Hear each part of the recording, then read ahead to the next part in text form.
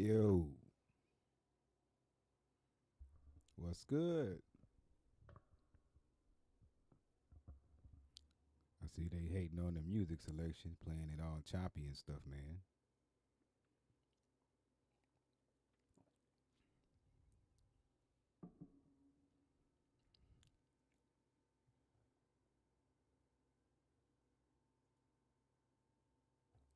I also figured out that I need to get a new interface because that is why I'm getting that horrible echo. I have to let it kind of chill out for a minute.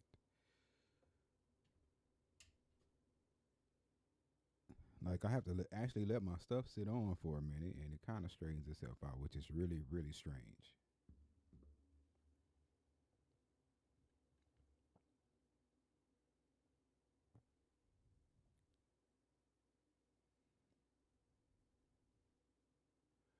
But at all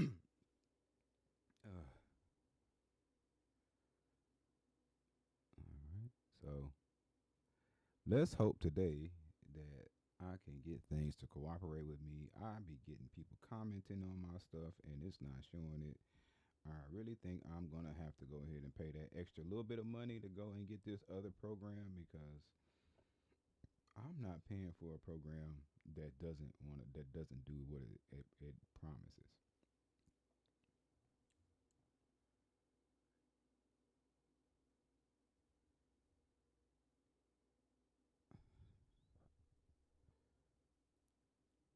Yeah.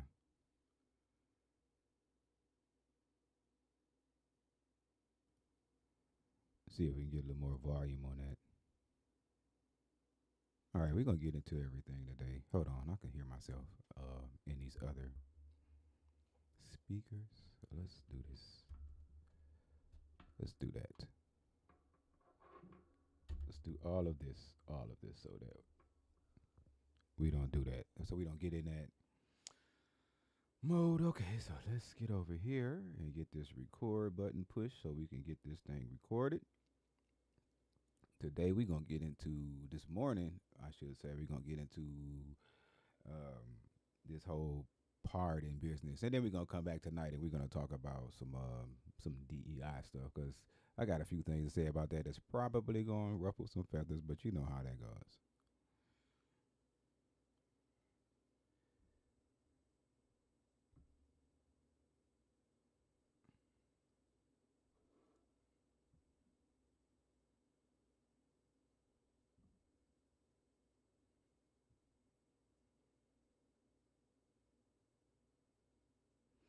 All right, let's see here.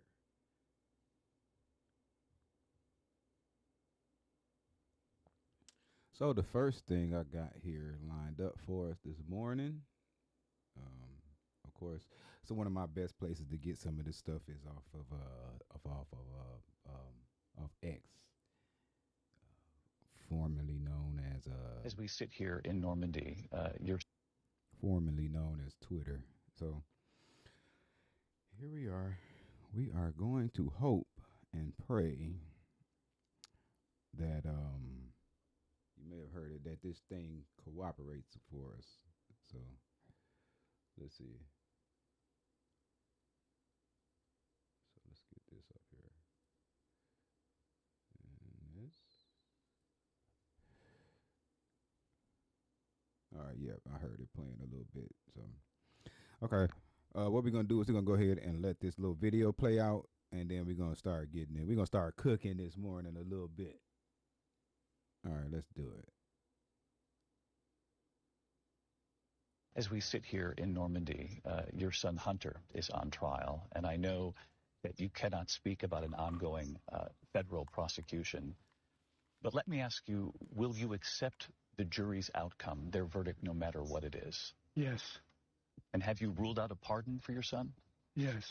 As we sit here in Normandy, Let's watch that again. your son Hunter is on trial, and I know that you cannot speak about an ongoing federal prosecution.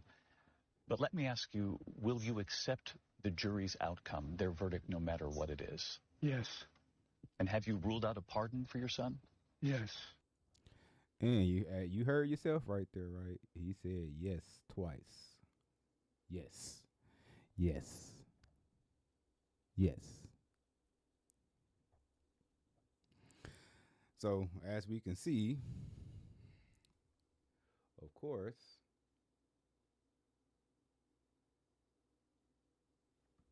come on, let's get back over here.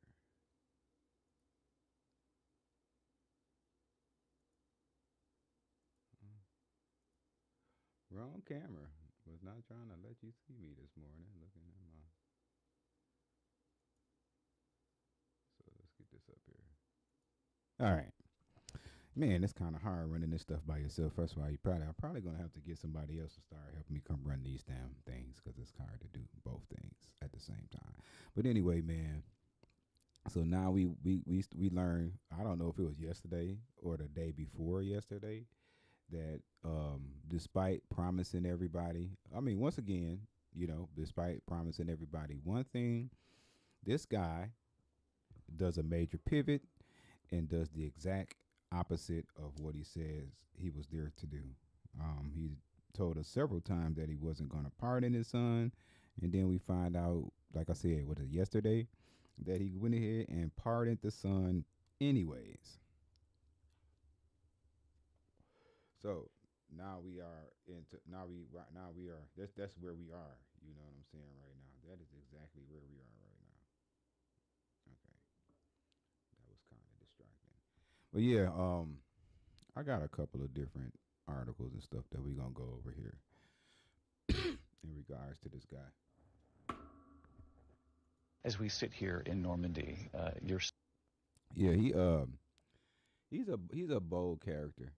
Um, like I said in my last live feed, just speaking in general terms of how many things this man has stood in front of everybody and said that he would do, and then when we start to look at what he actually went and did from that point.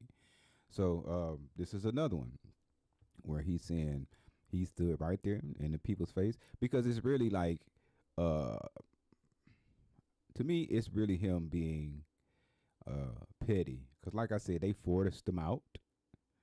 Um, they pretty much, you know, kicked him when he was down. Last time he might have needed that rest because last time I saw him was like the most alert that I had seen him in like a long time. So maybe this is him and Jill Biden getting their get back. Um, and then people are mad, but I find some of the anger to be performative. Because I know if a lot of people were in this position, they would do the same thing.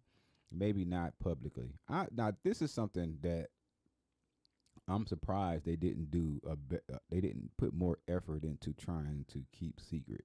This is why I said Biden is giving everybody the middle finger going out the door because he probably feels like the public in general, and his party stabbed him in the back. I mean, let's just be real about that. Um, let's just be real about that because in a sense, that's kind of what happened.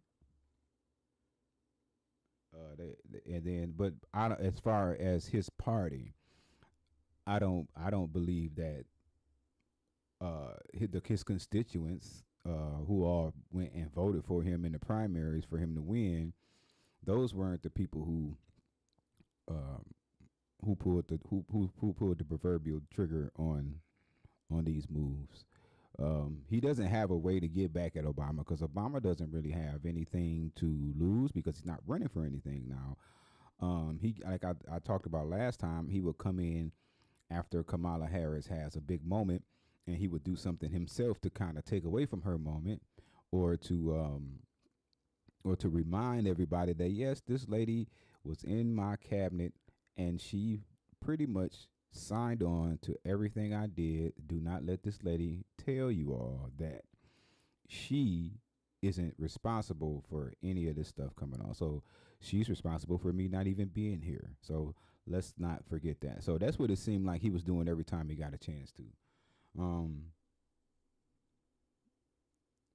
so to me, him doing these things like something like this is like a dig, pretty much at the party. Um, like I was saying, man, I don't understand. The only thing that I feel like uh they're going to be able to do is do it far as a party when we talk about the Democrats. They're gonna have to like destroy everything. Everything is gonna have to crumble. Everything is gonna have to fall, and they're gonna have to rebuild it up. But like I said, I got a couple of more videos that we're gonna go over. Um, I had to laugh because his press secretary, what's her name, Korean Pierre, she has been out and very vocal about the fact that this is not something that he planned to do, and then he turned around and do this to her. So it's a bunch of people who were riding, who were on this ride with him. We're saying we are not going to do this, and I think he threw mud in a lot of people's face with this. He definitely threw a lot of mud in a lot of people's face with this. Let's see here. Now I have this video. I think it's a CNN video. CNN, yeah. Um,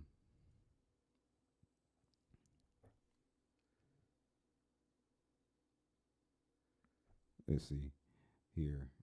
Trying to get back over here to the screen. Mhm.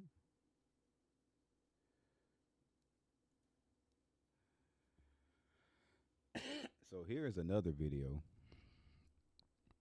where they're discussing how he said he won't commute his son's sentence after conviction. I don't know if his son even been convicted yet, so I think this was done with the fact that a conviction was coming down the pipeline. So, I mean, this is a lot of shady shit.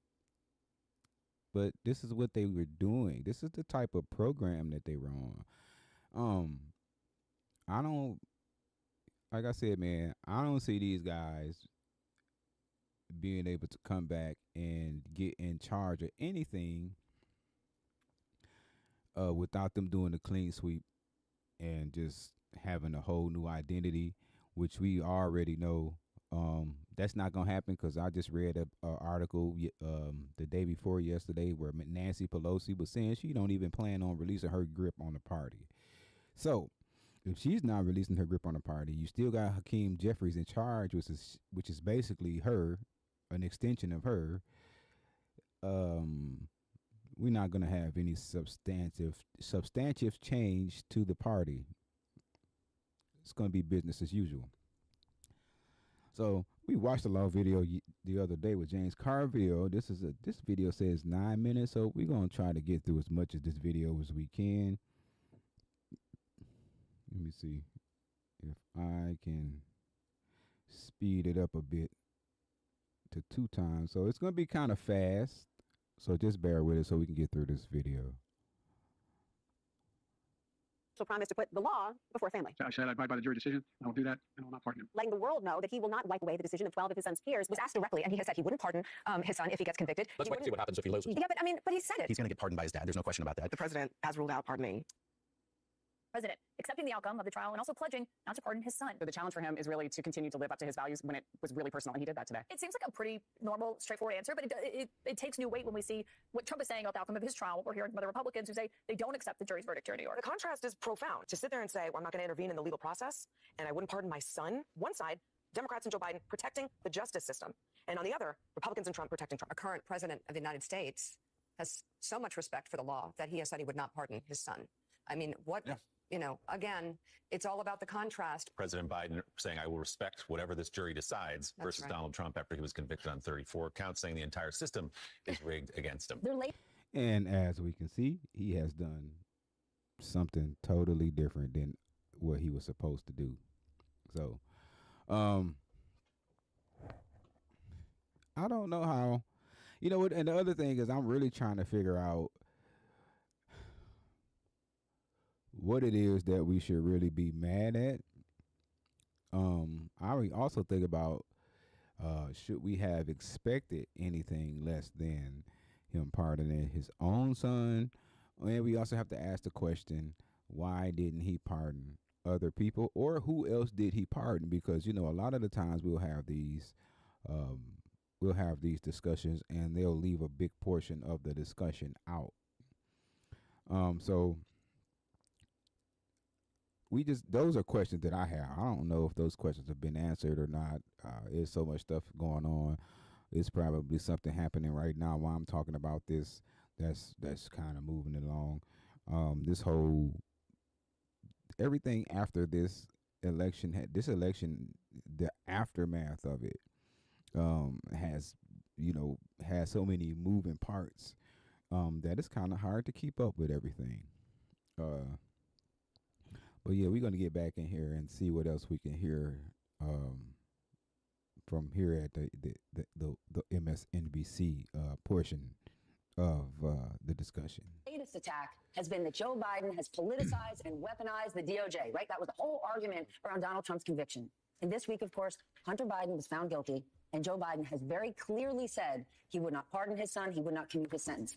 How stark is this difference? I mean, how can Republicans keep making this argument now that Joe Biden has really put it out there? Where's Hunter? And he stood there in a courtroom, flanked by his family, and he's accepted his sentence. He is not pardoning his son, which he could do. These are federal charges. Right. He is not doing that. He's not doing it because he is living what it means to have a rule of law in this country. Yeah. And then if you want to know if he believes it, you could actually see what is happening with his own son. The president, Anderson, has been really clear. So when I tell you that there are a lot of people with pie on their face right now, listen, man, I don't see the discourse about this man ever getting better. I can tell you now that you can expect to start seeing a lot of negative information shared about him, things that they had okay, we're not trying to do this. What are you guys doing? Okay. Like I was saying, things that they have been generally protecting think they had generally been protecting people from seeing him from being seen for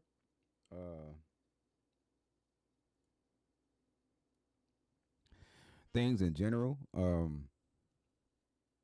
Like some of his speeches, some of the things that he said, some of the things that he believes, those are things that have been like kind of swept under the rug, so to say. Um, he hasn't always been the most left leaning person. Um, he has said and done a lot of things that are very contrary to how he represented himself over these past, I don't know, 12 years, 14 years, however long it's been since he started with Obama. There are speeches of his making rounds right now where he sounds he sounds very bigoted. Okay. Some of the things that he has said about the same demographic that he requires votes from, it's been pretty how I put it, has been pretty shitty. He said some shitty things about his constituency, one of his main constituencies. This is one of the things that I have been shouting to people for a few years now when it comes to talking about this Democratic Party. What they do in terms of you being I'm only speaking as a black voter, or someone that they would include in those conversations. What I see from my observations is that this party doesn't generally believe in a lot of the things that they espouse. They are very aware that black people have a certain wish list or a certain set of desires, and they like to play on them. They also I was telling my girlfriend's daughter this morning is these people do understand that black people have a unique situation. They do. A lot of people believe, but a lot of people have this understanding, because I'm telling you now, if you ask them, do you want to be in our place, they'll say no, because they don't want to deal with the particular set of issues that face us, whether it be issues that come by our own hand or it be issues that come by the hands of others with interest in us continuing to have that problem with ourselves. So now, you have this whole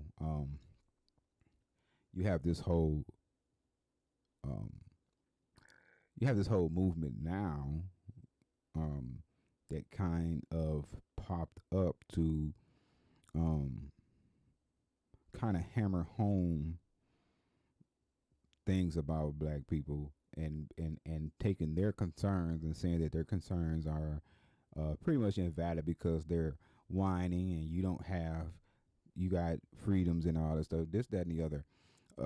It's a lot of that going on now. I was telling somebody the other day, we are getting ready to we're going to have a small renaissance of white men being in charge. It's just going to happen because that has been a quiet rumbling for the past few years. It's something that they don't like to address because of the optics of it all. To start having these talks in a serious manner about how white men feel like the control that they had over the country once isn't as strong. So what we are seeing is it's just going to be like a resurgence of that, or an attempted resurgence of it, because there are too many other identities that have begun to supersede the white male. It's just what it is. And this was a mistake that was made by society in general, because we do have issues, or we did have issues where all of the all of the most important positions and all of the most important decisions were only being made by one set of people, pretty much. But if in the actuality of it, it never fell below 95% of them still being in charge. What all of this stuff, that we've been seeing from this election cycle, and probably since President Trump got out of office, is a fight for white males to reemerge as the top dog. Because like a lot of them in their heart of hearts, they just really feel like they're the best equipped to run the country. And what happened was we started to let vocal minorities have bigger voices than the majorities, and that was a mistake. You're not supposed to if you're going to be talking about things like equality and all of this kind of stuff, then you have to operate from that space, even in your small stature. You can't ask for your voice to be bigger. You can actually roll your voice to be as big as your competitor if you're speaking in terms of equality. I'm kind of getting off on a tangent because I was talking about Biden pardoning his son, but that kind of ties into it too. It's like a flex of power. When he said that they were going to go back to normal and that the adults were in the room, that's kind of what he implied too, because we had went through, I don't know, 8 years, 12 years of a battle of black politics and black requests against the machine. The machine took some pretty heavy hits along the way, and it kind of stopped it. It didn't stop the machine, but it certainly gave pause to the momentum of the machine. So what we seeing now is just them kind of taking the reins back. But I keep saying, all you have to do is relax, and you can. They have already been doing a very good job of running everything into the ground. This just will be a continuation of them running into everything into the ground. Okay, so just know that. All right. Now, as far as this pardoning thing goes, I do think it was a smack in the face for the Democrats, because it's done under their watch after he had all of them get up here and fight and stand out in front and pump their chest and posture and all this, that he wasn't going to, he's better than that. Okay, because this is the argument that most of them were making, that he's better than that. But, you have to understand who you are talking about. See, this is why what I heard to it referred to as memory holding.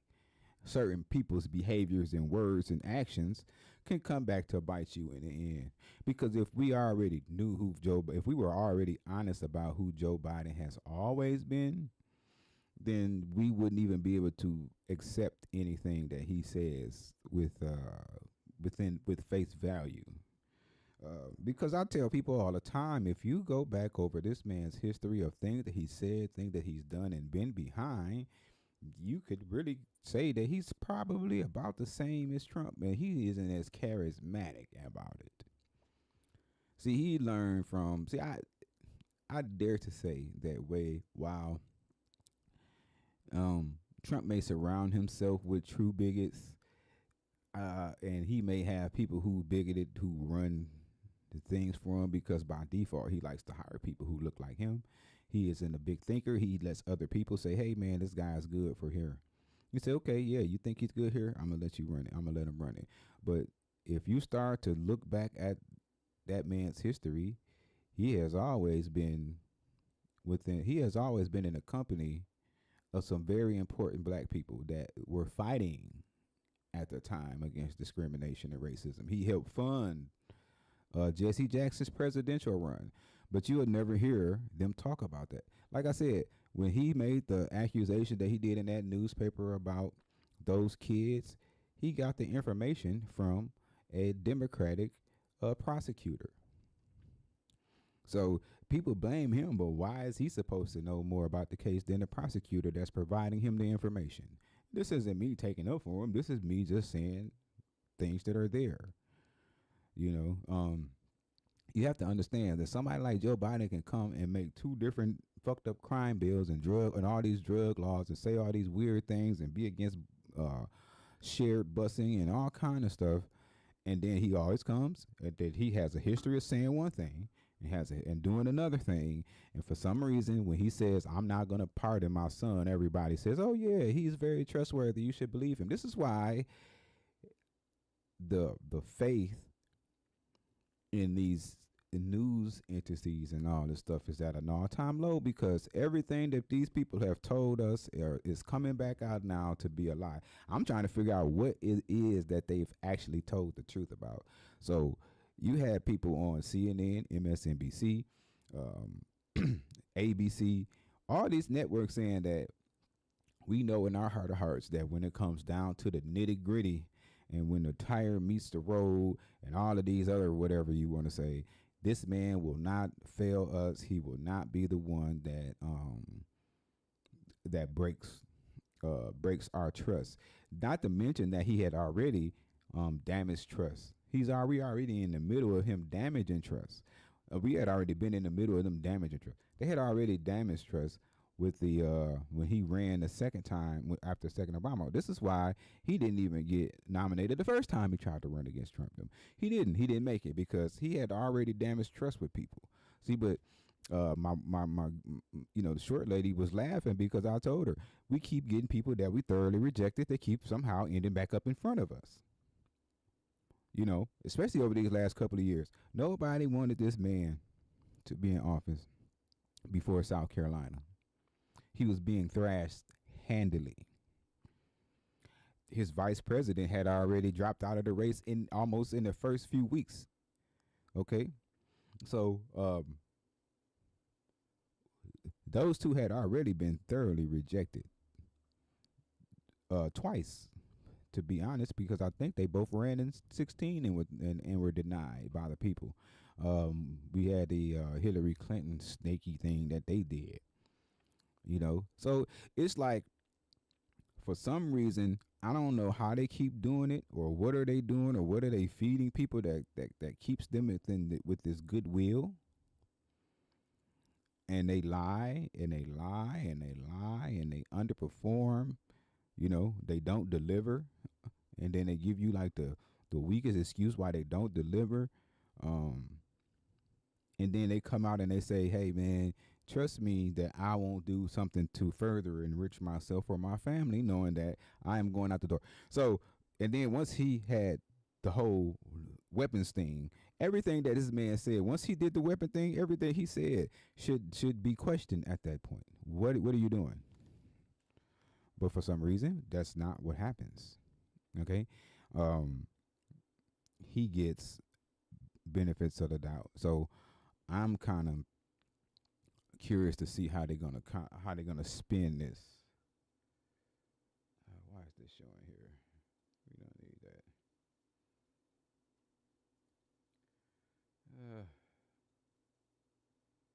Let's get it here. Jeez, oh peace. Well, yeah. I don't know, man. I'm gonna see if we can find some stuff recent. Yeah, because we have a video of like a 2-minute video of Trump here that we're gonna let him say a few things about how he felt about it. I don't know how. Well, because there's really nothing you can really do about it at this point. He'll be out next month. In a sense, he already out. You know, they really tried to stick it. The whole Joe Biden thing is funny. Okay, we asked these people, hey man, is that guy okay? He doesn't seem like he's okay. You know, they were like, no, he's fine. He's fine. He's, you know, you guys, you know, we appreciate your concern, but he's okay. We say, okay, cool. Everybody keeps going on doing what they're doing, but we're watching him have the problems that our grandparents who have certain things going on with them that come with age that we've seen firsthand, either in grandparents or other older family members. You know, so we're seeing these cognitive declines as they label them. Let me ask them again. Are you sure he okay? They say, yeah, he all right. Again, we appreciate your concerns. He's going to be okay. He will be able to hold up against his opponent. Matter of fact, you're going to be able to see it when we have our first debates. Okay, fine. We're going to trust y'all on that. You guys know better than us. We see him blow up at this. We see him blow up during the debates. He just blew up, and then they kind of took him out of the spotlight for a minute because he had finally shut all the way down pretty much. Then the whole nobody really was like, everybody like, well, are y'all gonna use the VP? They was like, we don't know. Then all of a sudden they throw her out there.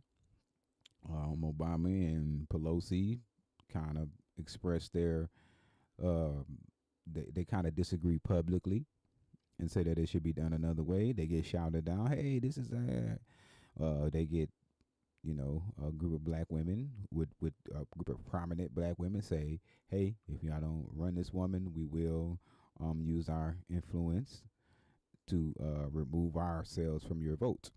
Those are one of the things. Then you had pressure from other communities about wanting to have her in the office. You have pressure from donors who see this as an opportunity for them to do even more because she's not very strong when it comes to fighting them. So they pushed Biden out because with her, there was an even bigger opportunity to maybe even tighten grip of theirs even more and to even further constrict things in a certain manner. So they kicked him out. You know what I'm saying? Like I said, this whole entire party, the way that they've been moving, nobody should ever believe anything that comes from them. They news people, their news arm, their propaganda wing, CNN and MSNBC and those people. When they start talking about you should believe these people, your antenna should instantly go up and be like, okay, I feel like here's the bullshit. And like I said, man, what happened with them should be a lesson that you have to at least do some of the things that you say you're going to do. Some of them, you're going to not do any of them. The one thing that you could have done was to leave your son's legal issues to be handled in the way that they should. This is why I said the Democrats really, in my opinion, have lost all ability to even shoot anything moral at you. They don't have the ability to say that because they are being tied to way too many immoral happenings for them to even be able to say, they feel a certain way about you,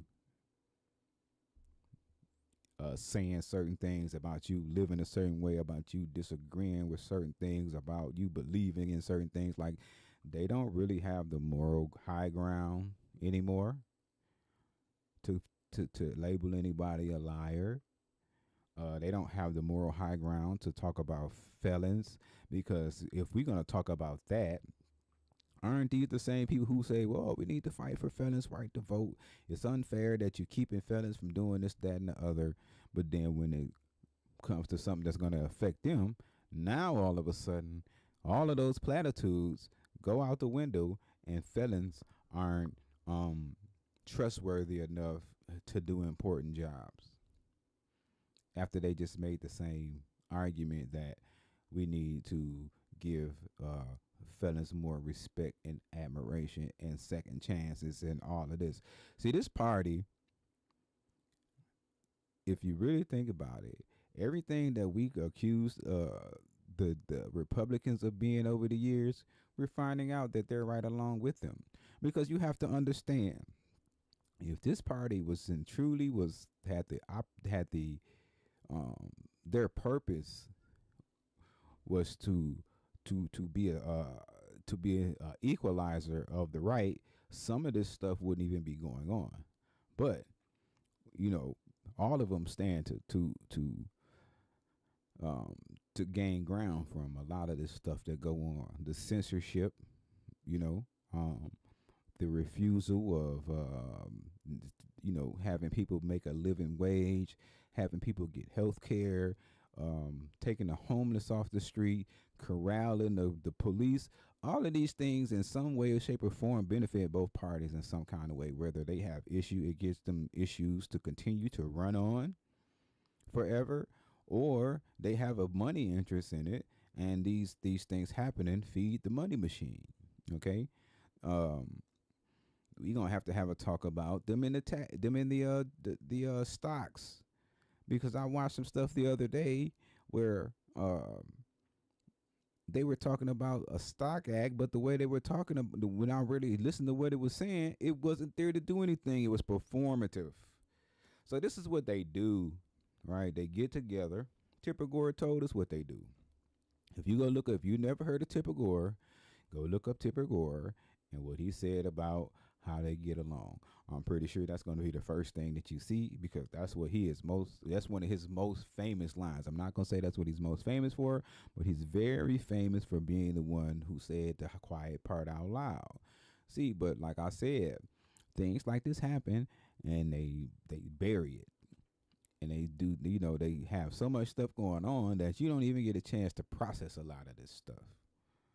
You know what I'm saying? Because trust me, this old thing with him pardoning Hunter, give it next week, we'll be into something else. And not saying that this story is going to go completely away, but it'll be somewhere like fifth or sixth in importance, unless something groundbreaking happens. You know, it's just, there's a fight going on right now. Okay, it's not really a physical fight. It's more of a war of minds, a war of moralities, a war of beliefs. And it's just like the two sides that are fighting right now are both sides that you really, if either side wins, it's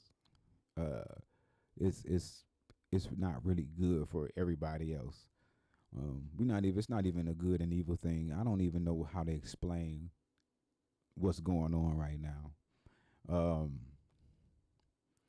You have to understand that there is something brewing where we probably going to have a lot of people be affected very negatively, and if people don't learn how to overcome certain attitudes, beliefs, and fears when in regards to people who live across the street or next door to them, a lot of people going to suffer, because we got a lot of people in charge right now who really don't have your best interest in mind. They need you for certain things. They need you to get ahead in certain ways, but as far as having your best interest in mind, that doesn't exist for them. So, because they don't care. This is a good example of knowing that your elected officials don't really give a damn. Because for 2, 3 years, 4 years, they've been telling you that, no, we're not going to do this. We're not going to do this. We're not going to do this. No, we wouldn't do that because it lacks integrity. Okay? And then they wait until the end to do the thing that lacks integrity.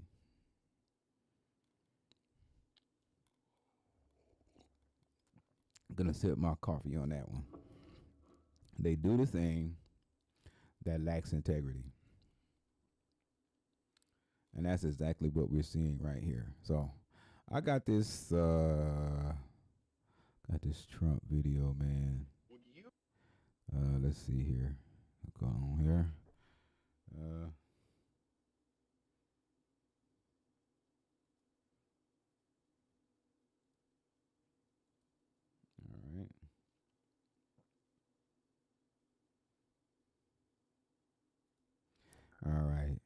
I'm so slow on that. I gotta get a lot better with that.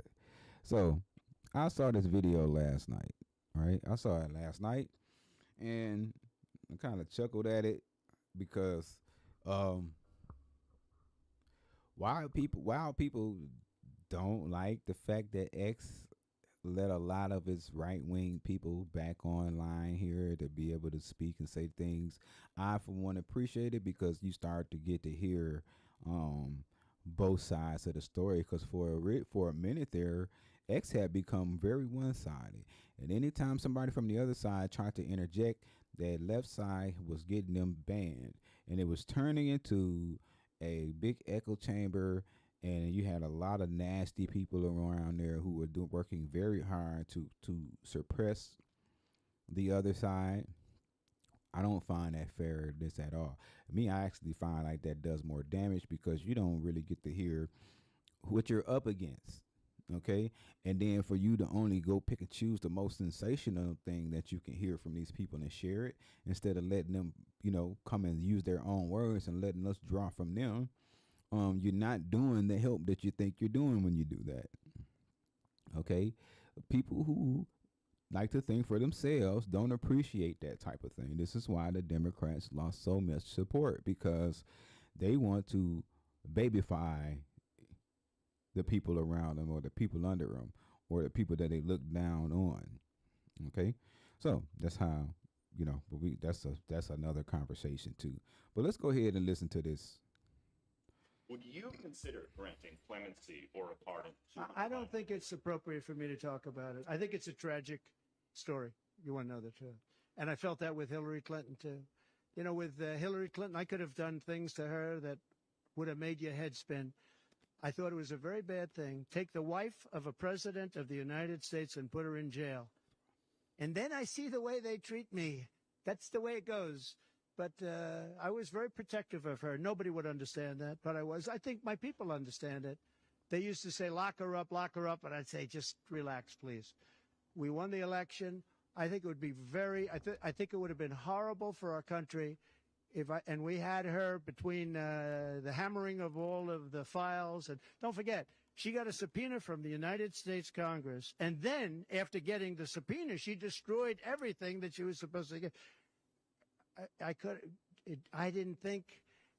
it was so bad to take her and put her in jail, the wife of a president of the United States. And then when it's my turn, nobody thinks that way. I thought it was a very terrible thing. And she did a lot of very bad things. I'll tell you what, she was pretty evil. But in terms of the country and in terms of unifying the country, bringing it back, to have taken her and to have put her in jail, and I think you know the things as well as I do. There were some pretty bad acts that she did. I think it would have been very bad for our country. And yeah, he says that a lot, that he thinks it would have been very bad for the country. Now, do I totally buy into him in this notion? Not really. I do believe that he had a okay, where is this at? No, cancel. Let's see. I'm sorry, y'all. Trying to do that. Oh, okay. Yeah. Anyway, but you hear what he said. He said first off he could have took the opportunity, right, to further add to an already growing fire right then.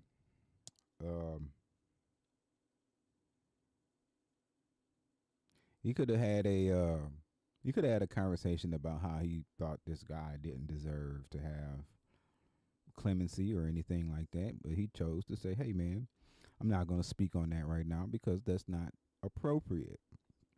What other people don't understand or realize is he had the power to go after Hillary Clinton as hard as she went and her friends went after him. Like I said, this is not me being a Donald Trump protector or an endorser. You know, I don't particularly like or dislike him. I just find that it's funny that they can't be the talk show hosts who used to appear in people's rap videos and things of that nature. In rap videos, he was under WWE, for Christ's sake. You know what I'm saying? So you couldn't find anybody to beat that. That's the funniest part to me. That's the part that don't nobody want to talk about. That they couldn't beat this guy, even after he was a talk show host, that they went and put things on top of that typically bury people to where you don't hear from them anymore. But that didn't work.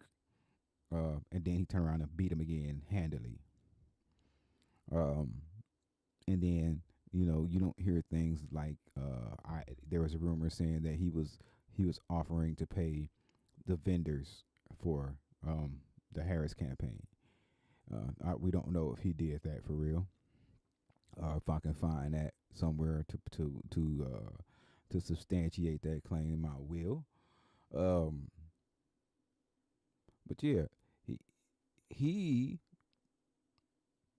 seems to be the more mature of the two parties at the moment, and I don't know if I like that, because one thing that I learned about Donald Trump in his first 4 years, maturity isn't on the table for him.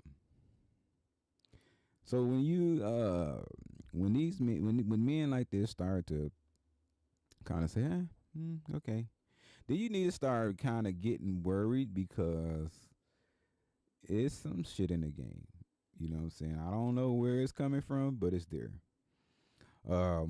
Like I said, you've seen this guy's cabinet picks and all of that, so that's either here nor there. But as far as trusting anything else from this current set of Democrats,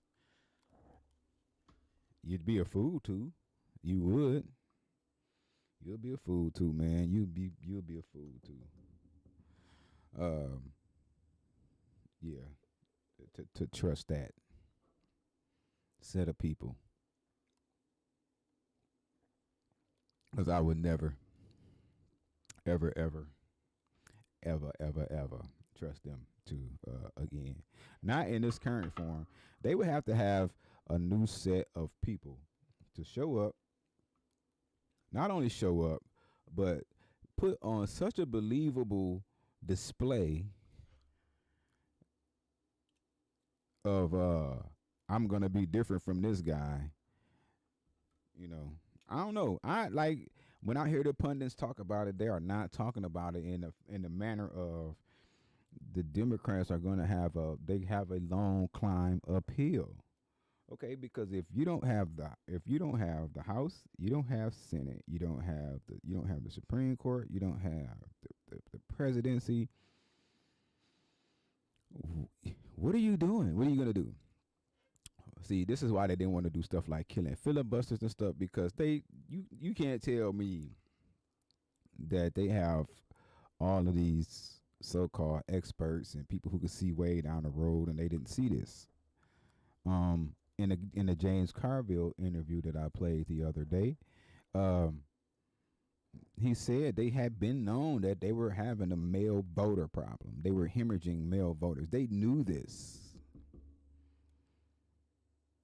But when you are in a bubble of the type that these people are, you don't believe that you can be told no.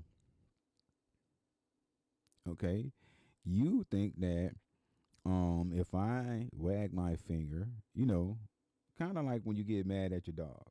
Okay, you don't really go out and beat the hell out of your dog, but you do yell and you wag your finger, bad dog. I need you to get over there. Don't move, sit. Whatever command that you need to get out. And that's how the party sees its constituents. This is why Joe Biden can tell y'all for 3.5 years that he's not going to pardon his son, and then in a 12th hour pardon his son, and don't really address y'all about it. Okay, give you some kind of half-hearted ass answer about it. Let's see if we can find some of this stuff up here. Because I'm pretty sure my front page is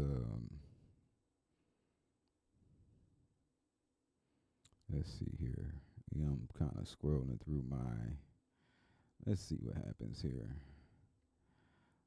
If y'all hear a weird noise, man, I just got this other program for my keyboard.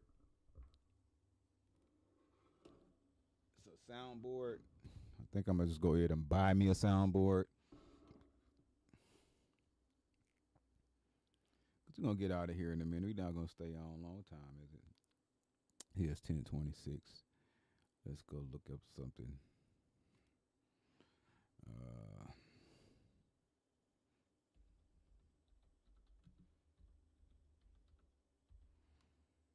right. Yep, Hunter Biden is trending.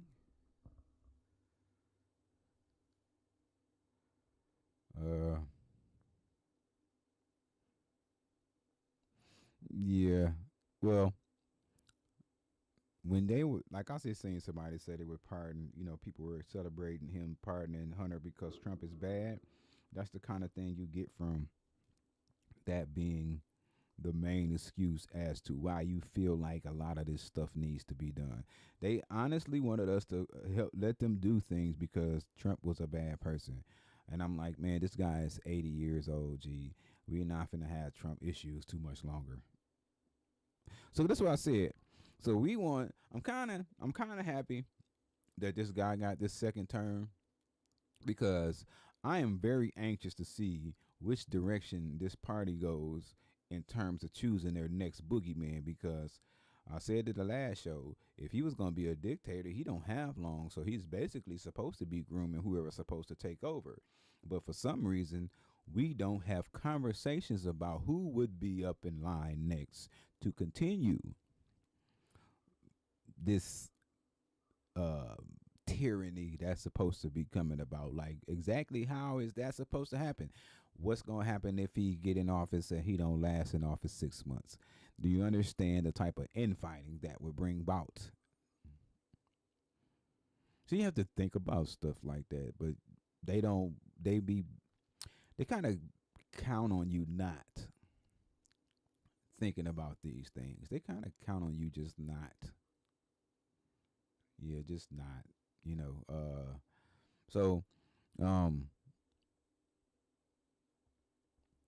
this is, we gotta have to just see how this stuff develops, what's gonna come about from it. I'm trying to figure out if there's anything anybody can really do.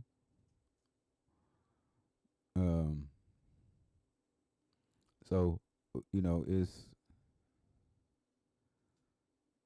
okay. Yeah, I'm just reading some stuff here. Yeah, so it's, and seeing that the media has the problems that they have already, for them to go, if they do anything other than be truthful about this whole situation, that's going to be the nail in the coffin for them.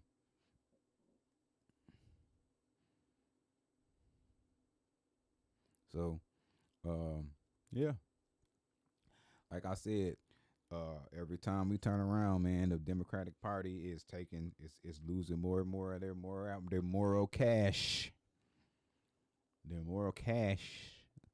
They really starting to lose that, that high ground that they supposedly had with people. So, but I didn't want to be on here long this morning. I just wanted to kind of tackle this little small thing, and I know I kind of talked about it and a lot of other things. I plan on getting back on tonight around 8 or 8:30. I'm gonna have a conversation about DEI and why I think the whole thing is freaking stupid and unnecessary, from the implementation all the way up until whatever is supposed to be happening with it now. I don't really think there's going to be a law in the books that totally obliterates it, because they're going to have to keep some sort of monitoring system for that type of thing in place. But I do think there has been such a great bluff on the other side that they're getting people to fold before anything gets done. So we're gonna talk about that. All right. Anyway, man, y'all have a good night or good morning. Enjoy your coffee. Have a good day at work. If you run across this, like and subscribe. I will be trying to do better going forward. We already fixed the sound issue, so the next thing is we have to decide on which platform that we want to use and what is going to be more streamlined in terms of us going forward with this broadcast. But anyway, man, y'all have a good day, man. I'm gonna holler at y'all later.